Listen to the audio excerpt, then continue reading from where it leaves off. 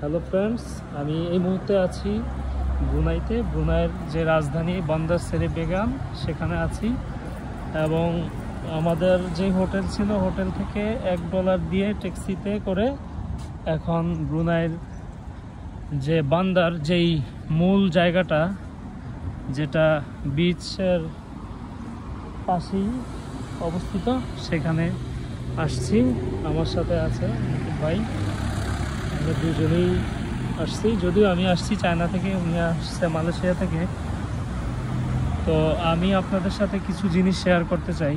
প্রথমত হচ্ছে, এই দেশটি খুবই অল্প জনসংখ্যার একটি দেশ, মাত্র 3,75,000 জনসংখ্যার একটি দেশ এবং খুবই ছোট।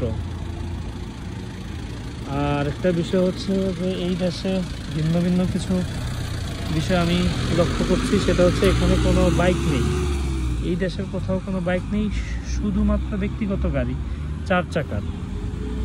কোনো 2 চাকার গাড়ি নেই, 6 চাকার গাড়িও নেই, শুধুমাত্র 4 চাকার প্রাইভেট কারগুলো।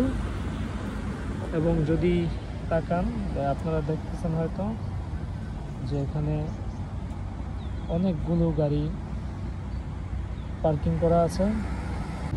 তো এখানে যে পার্কিং করা আছে, পুরো সিটির রাস্তার দুপাশে এরকম গাড়ি পার্কিং করা থাকে। এবং ওদের প্রচুর জায়গা, জনসংখ্যার তুলনায় এই দেশটি অনেক ছোট, কিন্তু তারপরও জনসংখ্যার তুলনায় এই দেশটি অনেক বড়। এবং তাদের প্রচুর অবশিষ্ট জায়গা আমরা দেখতে পাই। আরেকটি মজার বিষয় হচ্ছে যে এই দেশটি পরিষ্কারের দিক দিয়ে খুবই খুবই আমার দেশের সাথে, যেটা মানে কি বলবো, যে এখানে তুলনা করাটা উচিত না, তারপরও বলতে হয় যে আমার দেশের থেকে অনেকটা পরিষ্কার এই দেশ।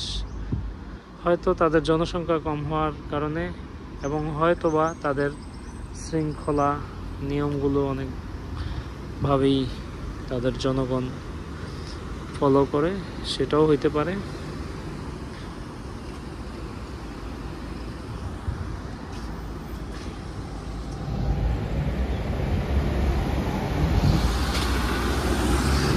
এই যে দিকটি দেখতেছেন, সামনে হয়তো কিছু গাছ দেখা যাচ্ছে। এটি হচ্ছে একটি পাহাড়, এবং এই রোডটি শেষ হওয়ার পর থেকে পাহাড় পর্যন্ত মাঝের জায়গাটি হচ্ছে একটি নদীর পাশেই হচ্ছে এই শহরটি।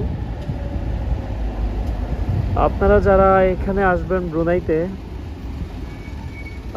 আমার মনে হয় 3 থেকে 5 দিন এনাফ সম্পূর্ণ ব্রুনাই দেশটি দেখার জন্য। এবং যারাই ট্যুরিস্ট ভিসায় আসবেন, এই দেশে ঢোকার পর হচ্ছে শুধুমাত্র 7 দিন স্টে করার পারমিশন দেওয়া হয়। 3 মাসের ভিসা পাবেন, তবে স্টে পারমিট দেওয়া হয় শুধু অনলি 7 দিন ট্যুরিস্ট ভিসায়। এবং ভিসা খুবই সহজ, যদিও কিছু ডকুমেন্ট ওদের রিকোয়ারমেন্ট থাকে অনেক বেশি, কিন্তু ভিসা পাওয়াটা সহজ যদি আপনার ডকুমেন্টগুলো ঠিক থাকে। এবং বাংলাদেশে অবস্থিত এম্বাসি থেকে যদি ভিসা নেন, মাত্র 1400 টাকায় আপনি ভিসাটি পেয়ে যাবেন। তো আজ এ পর্যন্তই। কারো কোনো কিছু জানার থাকলে নতুন বিষয়ে অবশ্যই কমেন্ট করুন। আল্লাহ হাফেজ।